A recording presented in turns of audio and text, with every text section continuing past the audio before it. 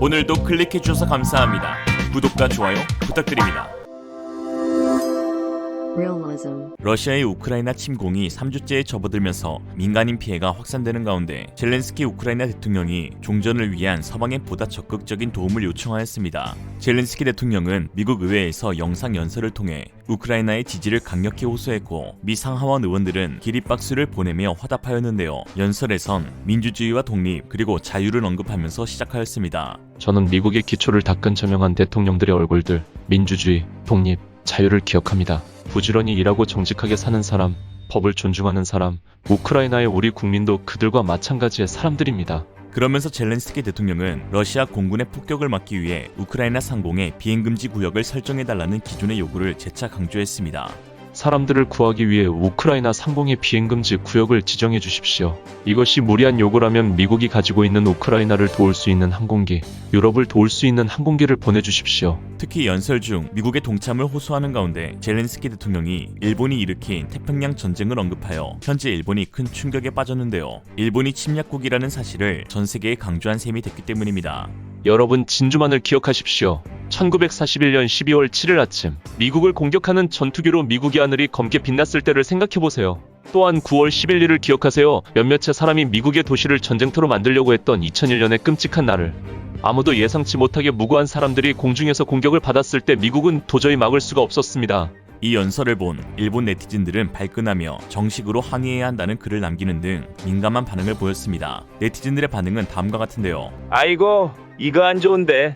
전쟁에서 각국에 대해 여러 가지 견해 생각이 있는 것은 알겠지만 당시의 일본의 상황은 전쟁할 수밖에 없는 상황이었다. 무엇인가를 비판하고 싶을 때는 그 자체의 악함만 말하면 정면으로 당당하게 정의를 논하면 되는 것이지 왜 굳이 일본이든 독일이든 77년 전의 패전국을 아직도 침략 국가로서 악의 비유에 이용하는지 모르겠다. 젤렌스키가 대통령으로서 좀 더 다면적인 공부를 해주었으면 좋겠네.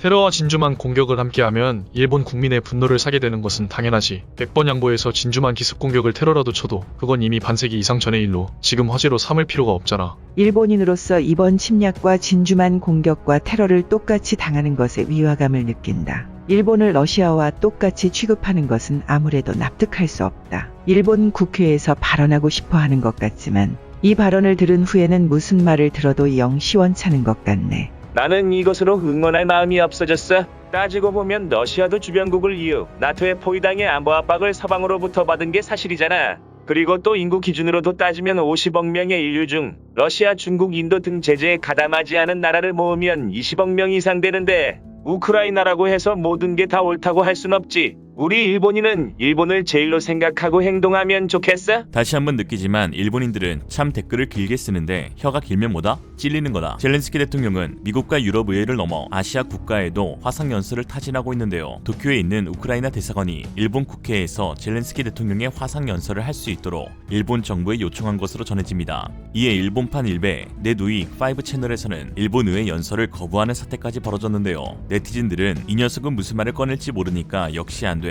거절, 별로 연설은 필요 없어 라고 하였습니다. 이 와중에 참 일본답게 한 번 더 웃겨주는 상황을 연출해주는데 국민들의 반대와는 무관하게 일본 국회에 스크린 및 영상 시스템, 인터넷 설비가 갖춰져 있지 않아 애초에 하기 어렵다는 일본 매체의 보도가 나왔습니다. 그냥 일본답게 팩스로 하는 걸로 일본 정부는 자국 내에서 흐르고 있는 반우크라이나 기류에 굉장히 난감해하고 있는데요. 일본은 그동안 평화의 사도를 자처하며 러시아의 우크라이나 침공을 강력히 비판해왔는데 사실은 이를 계기로 안보리 개편의 필요성을 제기해 일본이 유엔 안보리 상임이사국에 진출하고자 하는 흑심을 품고 있었기 때문입니다. 그런데 전 세계에서 가장 주목을 받고 있는 대통령의 입에서 일본을 러시아와 똑같은 전범국, 침략국이라고 라이브로 전 세계에 송출했으니 일본이 낯짝을 들기도 민망한 상황이죠. 13일 마이니치 신문에 따르면 기시다 후미오 일본 총리는 이날 도쿄의 한 호텔에서 열린 집권 자민당 당대회에서 러시아 우크라이나 침공 사태를 거론하며 새로운 국제 질서를 구축하기 위해 안보리를 개혁해야 한다고 주장했습니다. 침공에 대한 책임을 물어 러시아를 안보리 상임이사국에서 제외하고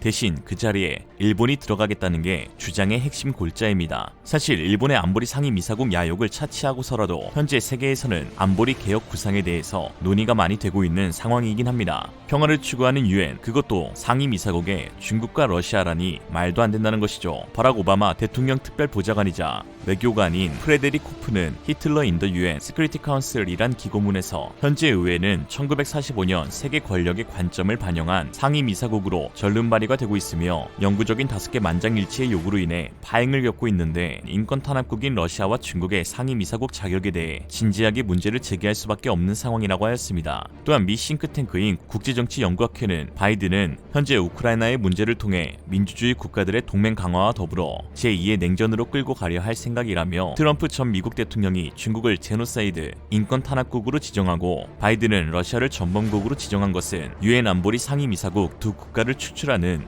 초당적인 미국의 전략이라고 평가하였습니다. 최근 조 바이든 미국 대통령이 우크라이나 침공을 지시한 블라디미르 푸틴 러시아 대통령에 대해 처음으로 전범, 전쟁 범죄인이라는 단어를 사용해 충격을 주고 있습니다. 서방의 일부 정상들이 전범이라는 표현을 사용해 온 것과 달리 백악관은 푸틴 대통령의 행위를 전쟁 범죄로 규정하는 데 말을 아껴왔었는데요. 그러나 전쟁이 길어지고 러시아의 공격으로 인한 민간인 사망 사례가 늘자 끝내 푸틴 대통령을 직접 전범으로 규정했습니다. 젠사키 백악관 대변인은 바이든 대통령의 전범 발언에 대해 대통령의 발언은 자명하다. 그가 마음속에서 우러난 말을 한 것이라며 푸틴 대통령을 전범으로 지정하는 문제에 관해 법적인 규정은 현재 국무부에서 검토하고 있다고 밝혔죠. 러시아는 즉각적으로 반발했습니다. 드미트리 페스코프 러시아 대통령 대변인은 폭탄으로 전 세계 수십만 명의 목숨을 앗아간 국가 원수의 발언을 용납할 수 없고 용서할 수 없다고 말했다고 로이터 통신이 전했습니다. 영구적 자격을 유지하는 유엔 상임이사국 지위에서 전범국은 철저하게 배제되었습니다. 유엔 자체가 제2차 세계대전 종전의 산물이기도 하죠. 독일, 이탈리아, 일본과 싸우던 연합국들이 종전 후 평화적 세계 질서를 마련하기 위해 1945년 4월 미국 샌프란시스코에서 50개국이 참석한 회의를 열었고 이를 토대로 6월 유엔 헌장을 채택했습니다. 그해 10월 공식 출범한 유엔의 안보리 상임이사국을 미국, 영국, 프랑스, 러시아, 중국 등 5개의 전승국이 맡게 된 이유가 여기에 있죠. 오늘날 수많은 민간인들에게 피해를 끼친 전범국인 러시아와 신장 위구르, 티벳에 대한 인권 말살을 자행하는 중국, 그리고 태평양 전쟁의 주범 일본은 상임이사국으로서 자격을 갖출 수 없는 국가입니다.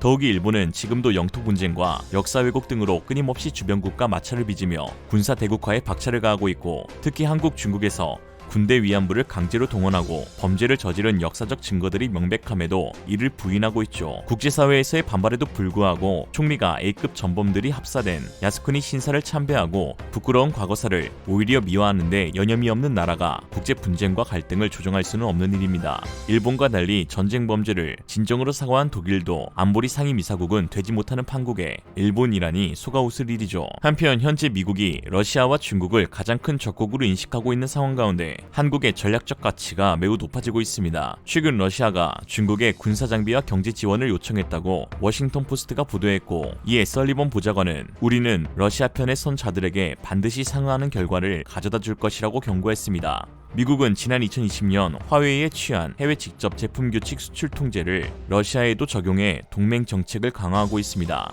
이에 바이든은 한미 동맹을 아시아 태평양 평화의 핵심 축이라고 강조하면서 한국의 파이브아이즈, 쿼드, 오커스 등 안보 동맹 참여를 거듭 요청하고 있는 상황인데요. 이 가운데 쿼드는 일본이 영향력이 큰 연합체인데다가 일본은 위안부, 수출 규제, 독도 야욕 등과 같은 문제들에서 진정성 있는 사과가 전혀 없었고 또 구체적인 해결 방안도 나오지 않은 상태에서 한국이 참여하는 것이 과연 옳은지 의구심이 드는 것도 사실입니다. 이에 6.25 전쟁 참전국으로 형성된 파이브아이즈 가입에 좀 더 무게가 쏠리고 있는데요. 파이브아이즈는 미국, 영국, 호주, 캐나다, 뉴질랜드로 이루어진 영어권 국가들의 군사 및 정보 관련 최고 수준의 동맹체입니다. 최근 미국 하원에서 미국의 기밀정보 공유 대상 국가를 기존 파이브아이즈에서 한국을 편입시켜 확대하려는 관련법 개정안이 통과되기도 하였는데요. 현재 중국, 러시아 등을 상대하기 위해선 파이브아이즈의 5개 국가로는 한계이며 같은 가치를 추구하는 자유민주주의 국가의 추가 가입의 필요가 제기되고 있는 상황입니다. 파이브아이즈 국가들은 서로 우주, 항공, 지상, 해상, 사이버상, 정보와 감시, 정찰 능력을 공유하고 있는데 한국은 유럽특허청에서 발표한 4차 산업 선도국 순위에서 1위, OECD 발표 디지털 정부 순위에서 1위, 세계 3대 언론사인 미국의 블룸버그에서 발표한 혁신국가 순위에서 1위, 패권 전쟁의 핵심인 반도체 강국이자 5G 통신망 기술 강국 등 파이브아이즈 가입 조건에 필요한 능력을 충분히 갖추고 있으며